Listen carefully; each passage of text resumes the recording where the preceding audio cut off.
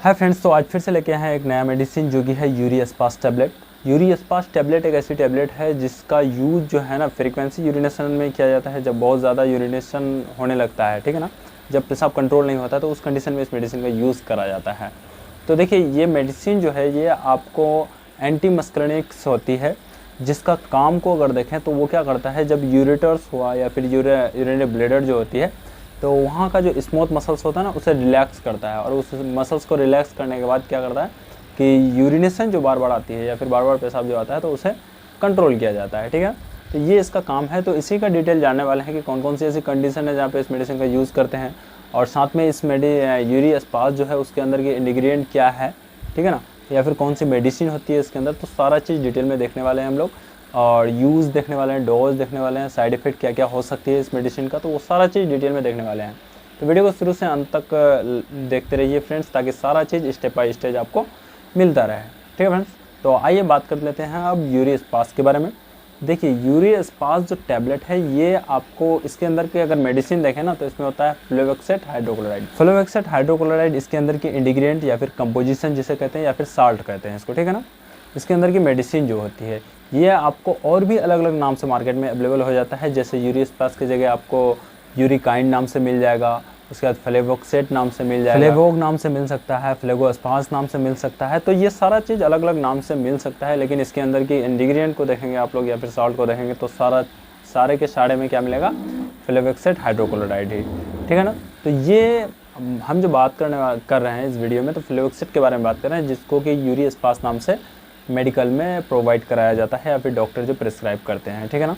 तो इसी का डोज देखने वाले हैं, यूज़ देखने वाले हैं। तो देखिए किस किस कंडीशन में इस मेडिसिन का यूज़ करते हैं। देखिए फ्रेंड, बेसिकली अगर इसका यूज़ देखें ना तो इसका यूज़ जो है यूरिनरी फ्रीक्वेंसी या फिर बार बार पेशाब लगना, ठीक है ना, या फिर डायसूरिया जैसी कंडीशन, तो इस सब सारी कंडीशन में इस मेडिसिन का यूज़ कराया जाता है, जिसमें कि मतलब बार बार पेशाब लगता है, ठीक है ना। शॉर्ट में अगर बात करें तो बार बार जिसमें पेशाब लगता है उस पेशाब को कंट्रोल करने के लिए इस मेडिसिन का यूज़ करा जाता है। तो ये अब कौन कौन से रीज़न है जिसके कारण ऐसा हो सकता है, तो वो डिपेंड करता है डिजीज़ पे। जैसे कि डायबिटीज़ के केसेस में ऐसा हो सकता है, और उसके साथ साथ देखें तो यूरेटर्स में या फिर यूरिनरी ब्लैडर में किसी तरह का, या फिर प्रोस्टेटिस में इन्फ्लेमेशन आ जाता है प्रोस्टेट ग्लैंड में। तो ये सारी चीज़ में अगर इन्फेक्शन इन्फ्लेमेशन आता है तो इस कंडीशन में भी बार बार यूरिनेशन होती है, यानी बार बार पेशाब आता है। तो उस कंडीशन को ठीक करने के लिए इस मेडिसिन का यूज़ करा जाता है। तो देखने वाले हैं इसका डोज की किस कंडीशन में कितना डोज दिया जाता है। देखिए, डिपेंड तो करता है डिजीज़ पे, डिजीज़ के अकॉर्डिंग और पेशेंट की सिविरिटी के हिसाब से इस मेडिसिन का प्रिस्क्राइब होती है। लेकिन वहीं पे अगर एडल्ट डोज देखें हम लोग, फ्रेंड्स अगर बात करें हम लोग इसका डोज का कि यूरिस्पास का जो डोज दिया जाता है तो वो कितना दिया जाता है। ऐसे अगर हम लोग एडल्ट डोज की अगर बात करें ना तो एडल्ट डोज आपको 200 mg दिन में एक बार या फिर दिन में 2 बार दिया जा सकता है।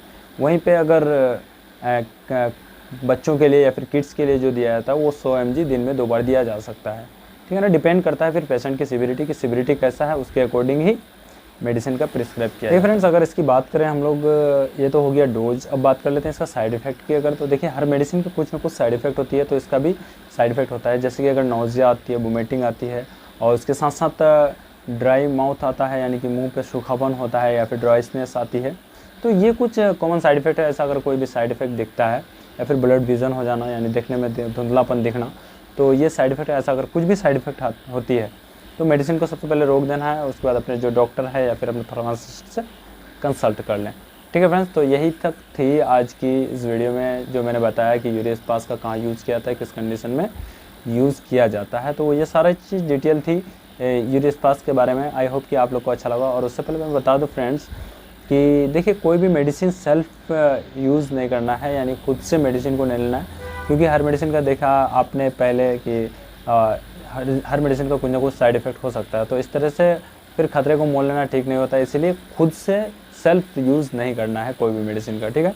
डॉक्टर के कंसल्ट से ही हर मेडिसिन का यूज़ करें। आई होप कि आप लोग को समझ में आया होगा कि मैंने क्या बोला इस यूरिस्पास के बारे में। Thank you so much.